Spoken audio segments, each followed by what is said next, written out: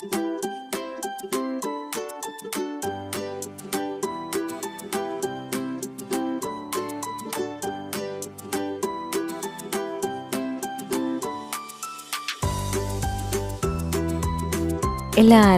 Welcome back to ചിന്നസ് ചെറിയ pics.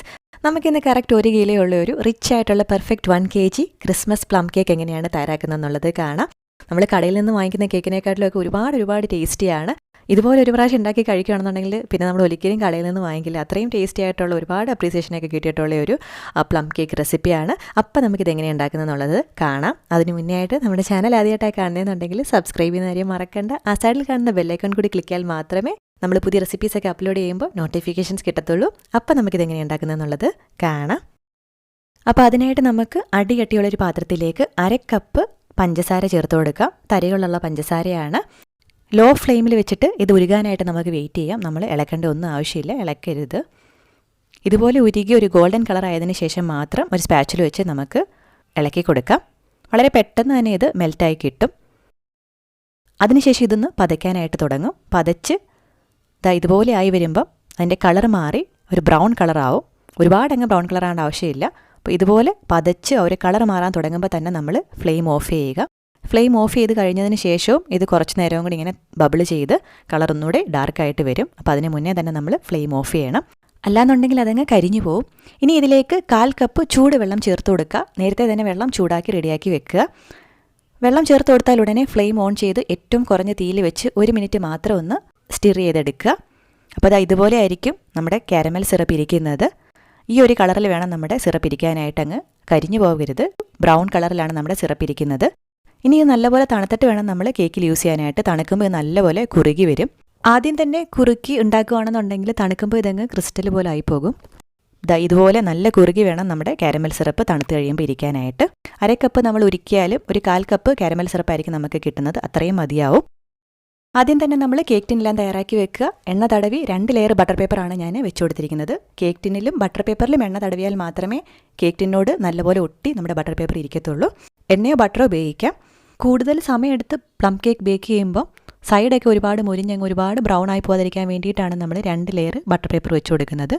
അതുപോലെ തന്നെ ബട്ടറും ജാമും എല്ലാം നേരത്തെ തന്നെ ഫ്രിഡ്ജിൽ നിന്ന് പുറത്തെടുത്ത് വെക്കുക. ഉപയോഗിക്കുന്ന എല്ലാ ഇൻഗ്രീഡിയൻസും റൂം ടെമ്പറേച്ചറിൽ വേണം യൂസ് ചെയ്യാനായിട്ട്. ഇനി നമുക്ക് ഡ്രൈ ഇൻഗ്രീഡിയൻസ് തയ്യാറാക്കാം. 1 കിലോ കേക്കിനുള്ള റെസിപ്പിയാണ്. 240 ml കപ്പാണ് ഞാൻ യൂസ് ചെയ്തിരിക്കുന്നത്. 1/4 കപ്പ് മൈദ ചേർത്ത് കൊടുക്കാം. ഇതിലേക്ക് 1/4 ടീസ്പൂൺ ബേക്കിംഗ് പൗഡർ ചേർത്ത് കൊടുക്കാം. നമ്മളിതിൽ ബേക്കിംഗ് സോഡ ചേർക്കുന്നില്ല. 1/4 ടീസ്പൂൺ ഉപ്പ് ചേർത്ത് കൊടുക്കാം. അൺസോൾട്ടഡ് ബട്ടറാണ് യൂസ് ചെയ്യുന്നുണ്ടെങ്കിൽ മാത്രം ഉപ്പ് ചേർത്ത് കൊടുത്താൽ മതി. ഇനി ഇതിലേക്ക് നമുക്ക് സ്പൈസസ് ചേർത്ത് കൊടുക്കാം. 1/4 ടീസ്പൂൺ പട്ട പൊടിച്ചത് ചേർത്ത് കൊടുക്കാം. 1/8 ടീസ്പൂൺ നിറച്ച് ഏലക്ക പൊടിച്ചത് ചേർത്ത് കൊടുക്കാം. 1/8 ടീസ്പൂൺ ചുക്ക് പൊടിച്ചത് ചേർത്ത് കൊടുക്കാം. 1/8 ടീസ്പൂൺ നട്ട്മെഗ് പൗഡർ ചേർത്ത് കൊടുക്കാം, ജാതിക്ക പൊടിച്ചത്. 1/8 ടീസ്പൂൺ ഗ്രാമ്പു പൊടിച്ചത് ചേർത്ത് കൊടുക്കാം. ഇനി ഇത് പൊടികളായിട്ട് കയ്യിലില്ല എന്നുണ്ടെങ്കിൽ 2-3 എണ്ണം വെച്ചിട്ട് ഇത് ഇത്രയും ചേർത്ത് മിക്സിയിൽ നമുക്കൊന്ന് പൊടിച്ചെടുക്കാം. കുറച്ച് പഞ്ചസാരയും കൂടെ ഇട്ട് കൊടുക്കുക. ഒരു 1.5 ടീസ്പൂൺ ചേർത്ത് കൊടുത്താൽ മതിയാവും അങ്ങനെ പൊടിച്ചെടുത്തത്. ഡ്രൈ ഇൻഗ്രീഡിയൻസ് എല്ലാം ചേർത്ത് കൊടുത്ത് നല്ലപോലെ ഒന്ന് സ്പൂൺ വെച്ച് മിക്സ് ചെയ്തെടുത്തിട്ട് നമുക്കിത് മാറ്റി വെക്കാം.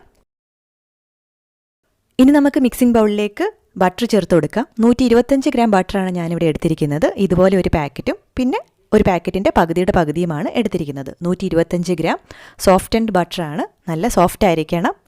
തണുപ്പൊക്കെ പോയതിന് ശേഷം ഇതുപോലെ ഞെക്കി നോക്കുമ്പം സോഫ്റ്റ് ആയിട്ടിരിക്കണം. ഉരുക്കിയ ബട്ടർ നമ്മൾ എടുക്കരുത്. മീഡിയം സ്പീഡിലിട്ട് ഇതൊന്ന് ബീറ്റ് ചെയ്തെടുക്കാം. ഇതുപോലെ നല്ല ക്രീം പോലെ ആയി കഴിയുമ്പോൾ നമുക്കിതിലേക്ക് പഞ്ചസാര പൊടിച്ചത് ചേർത്ത് കൊടുക്കാം. ഞാൻ 1/2 കപ്പ് ടൈറ്റായിട്ട് പാക്ക് ചെയ്ത് ലൈറ്റ് ബ്രൗൺ ഷുഗറാണ് യൂസ് ചെയ്തിരിക്കുന്നത്. ഇതിന് പകരം ഡാർക്ക് ബ്രൗൺ ഷുഗറും യൂസ് ചെയ്യാം. ഇത് രണ്ടും ഇല്ലാന്നുണ്ടെങ്കിൽ വൈറ്റ് ഷുഗർ പൊടിച്ചും യൂസ് ചെയ്യാം. കളറിൽ വരുന്നൊരു വ്യത്യാസമല്ലാതെ വേറെ കുഴപ്പമൊന്നുമില്ല. രണ്ടും ചേർത്ത് നല്ലപോലെ ഒന്ന് ബീറ്റ് ചെയ്തെടുക്കാം. നല്ല ഫ്ലഫി ആയിട്ട് നമ്മുടെ വിപ്പിംഗ് ക്രീമൊക്കെ വിപ്പ് ചെയ്ത് കിട്ടുന്ന പോലെ, അത്രയും വരില്ല എങ്കിലും ആ ഒരു പരുവത്തിന് നമ്മൾ വിപ്പ് ചെയ്തെടുക്കുക. ഇനി ഇതിലേക്ക് നമുക്ക് 3 മുട്ട ചേർത്ത് കൊടുക്കാം. ഓരോ മുട്ടയായിട്ട് ചേർത്ത് ഒരു 50 സെക്കൻഡ് അല്ലെങ്കിൽ 1 മിനിറ്റ് ബീറ്റ് ചെയ്തിട്ട് വേണം നമ്മൾ അടുത്ത മുട്ട ചേർത്ത് കൊടുക്കാനായിട്ട്. തുടങ്ങുമ്പോൾ ഇതൊന്ന് പിരിഞ്ഞ കണക്ക് തോന്നും. കുറച്ചുകൂടെ ബീറ്റ് ചെയ്ത് കഴിയുമ്പോഴത്തേക്കും നല്ല ക്രീം പോലെ ആയി കിട്ടും. ചിലപ്പോൾ നിങ്ങൾ 3 മുട്ടയും ചേർത്തതിന് ശേഷം ബീറ്റ് ചെയ്യുമ്പോൾ ഇതൊന്ന് പിരിഞ്ഞ കണക്ക് തോന്നും. അതൊന്നും സാരമില്ല. ലാസ്റ്റ് നമ്മൾ ഡ്രൈ ഇൻഗ്രീഡിയൻസ് ആഡ് ചെയ്ത് കഴിയുമ്പോൾ എല്ലാം ശരിയായിക്കോളും. ഇപ്പം നമ്മുടെ ഇപ്പം നല്ല ക്രീം പോലെ വന്നിട്ടുണ്ട്. ഇനി നമുക്കിതിലേക്ക് ഫ്ലേവേഴ്സ് എല്ലാം ചേർത്ത് കൊടുക്കാം. ഞാൻ 1 ടീസ്പൂൺ വാനില എക്സ്ട്രാക്റ്റാണ് ചേർത്ത് കൊടുക്കുന്നത്. ഇതിന് പകരം വാനില എസൻസും ചേർത്ത് കൊടുക്കാം. വാനില എസൻസ് ആണെന്നുണ്ടെങ്കിൽ കുറച്ച് ചേർത്താൽ മതിയാകും. അതോടൊപ്പം തന്നെ 2 നിറഞ്ഞ ടേബിൾ സ്പൂൺ പൈനാപ്പിൾ ജാം ചേർത്ത് കൊടുക്കുക. ഇതിന് വരെ ഏത് ഫ്രൂട്ട് ജാമാണ് നിങ്ങളുടെ കയ്യിലുള്ളത് അത് ചേർത്ത് കൊടുത്താൽ മതിയാകും. അതോടൊപ്പം തന്നെ നിങ്ങൾക്ക് വേണമെന്നുണ്ടെങ്കിൽ 1 ടീസ്പൂൺ ഓറഞ്ച് മാർമലേഡ് ചേർത്ത് കൊടുക്കുക. ഞാൻ നമ്മുടെ ഡ്രൈ ഫ്രൂട്ട്സ് സോക്ക് ചെയ്തപ്പം ഓൾറെഡി ഇത് ഒരുപാട് ചേർത്ത് കൊടുത്തിട്ടുണ്ടായിരുന്നു, അതുകൊണ്ടാണ് ചേർത്ത് കൊടുക്കാത്തത്. ഇനി ഇതൊന്നും കയ്യിലില്ല എന്നുണ്ടെങ്കിൽ ഓറഞ്ചിൻ്റെ തൊലിപ്പുറം വെള്ളഭാഗമില്ലാതെ ഗ്രേറ്റ് ചെയ്തെടുത്തത് 1/2 ടേബിൾ സ്പൂൺ ചേർത്ത് കൊടുത്താൽ മതിയാവും. എങ്കിലും ജാം ചേർത്ത് കൊടുക്കുമ്പോഴാണ് നല്ലൊരു ടേസ്റ്റ് കിട്ടുന്നത്. ഇത് ഇത്രയും ചേർത്ത് കൊടുത്തതിന് ശേഷം നമുക്കിതൊന്ന് ബീറ്റ് ചെയ്തെടുക്കാം. ഒരുപാട് അങ്ങ് ബീറ്റ് ചെയ്യേണ്ട ആവശ്യമില്ല. ഇനി നമുക്കിതിലേക്ക് ആദ്യം തയ്യാറാക്കി വെച്ചിരിക്കുന്ന കാരമൽ സിറപ്പ് ചേർത്ത് കൊടുക്കാം.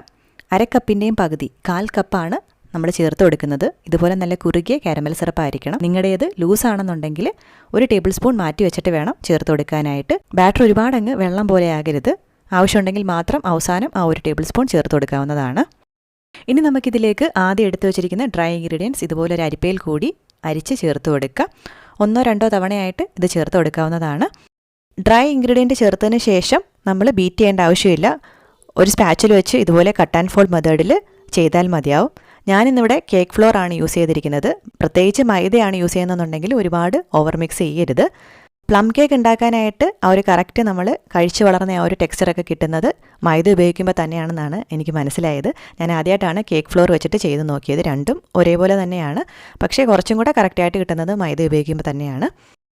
ഇനി നമുക്കിതിലേക്ക് ഡ്രൈ ഫ്രൂട്ട്സ് ചേർത്ത് കൊടുക്കാം. നിങ്ങൾക്ക് എങ്ങനെ സോക്ക് ചെയ്ത് ഡ്രൈ ഫ്രൂട്ട്സും ഇതിൽ ചേർത്ത് കൊടുക്കാം. ഓറഞ്ച് ജ്യൂസിൽ എങ്ങനെയാണ് സോക്ക് ചെയ്യുന്നതെന്നുള്ളത് കഴിഞ്ഞ വർഷം ഇട്ടിട്ടുണ്ടായിരുന്നു. ആ വീഡിയോയുടെ ലിങ്ക് ഞാൻ ഡിസ്ക്രിപ്ഷൻ ബോക്സിൽ കൊടുക്കാം. ഞാനിന്നിപ്പോൾ റമ്മിൽ സോക്ക് ചെയ്ത് വെച്ചിരിക്കുന്ന ഡ്രൈ ഫ്രൂട്ട്സ് ആണ് യൂസ് ചെയ്തിരിക്കുന്നത്. നിങ്ങൾ ഇതുവരെ സോക്ക് ചെയ്തിട്ടില്ല എന്നുണ്ടെങ്കിൽ ഒരു ദിവസമെങ്കിലും നല്ലപോലെ ചോപ്പ് ചെയ്തിട്ട് കുറച്ച് ജാമൊക്കെ ചേർത്ത് റമ്മിൽ സോക്ക് ചെയ്ത് വെച്ചിട്ട് യൂസ് ചെയ്യാവുന്നതാണ്. ഇനി അതെല്ലാം ഇൻസ്റ്റൻ്റ് ആയിട്ട് വേണമെന്നുണ്ടെങ്കിൽ കുറച്ച് മണിക്കൂറുകൾ ഓറഞ്ച് ജ്യൂസിൽ സോക്ക് ചെയ്യാം. അല്ലാന്നുണ്ടെങ്കിൽ ഓറഞ്ച് ജ്യൂസിൽ ഇത് കുക്ക് ചെയ്ത് സോഫ്റ്റ് ആക്കുകയും ചെയ്യാം. നമ്മളിന്ന് നല്ല റിച്ച് ആയിട്ടാണ് കേക്ക് ഉണ്ടാക്കി എടുക്കുന്നത്. അതുകൊണ്ട് തന്നെ 1/4 കപ്പ് ഡ്രൈ ഫ്രൂട്ട്സ് ആണ് ഞാൻ ചേർത്ത് കൊടുക്കുന്നത്. നിങ്ങൾ ബേക്കേഴ്സ് ആണെന്നുണ്ടെങ്കിൽ 1/4 കപ്പ് ചേർക്കണം എന്നില്ല, ഒരു 1.5 കപ്പൊക്കെ ചേർത്താൽ മതിയാകും. ഇതിലേക്ക് നമുക്ക് 1/4 കപ്പ് മിക്സഡ് നട്ട്സ് ചോപ്പ് ചെയ്തതും കൂടി ചേർത്ത് കൊടുക്കാം. ഞാനിവിടെ കാഷ്യൂസും ബദാമും പീക്കൻസും ആണ് യൂസ് ചെയ്തിരിക്കുന്നത്. മൊത്തം നമ്മൾ 2 cup dry fruits and nuts ആണ് ചേർത്ത് കൊടുക്കുന്നത്.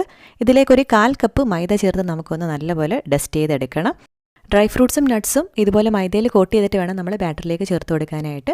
അല്ലാന്നുണ്ടെങ്കിൽ നമ്മൾ ബേക്ക് ചെയ്യുന്ന സമയത്ത് ഇതങ്ങ് താഴ്ന്ന് ടിന്നിൻ്റെ അടിയിലേക്ക് പോകുന്നത് മാത്രമല്ല, നമ്മൾ കേക്ക് മുറിക്കുമ്പോഴൊക്കെ ഡ്രൈ ഫ്രൂട്ട്സിൽ നിന്ന് ഇളകി വീഴാനും സാധ്യതയുണ്ട്.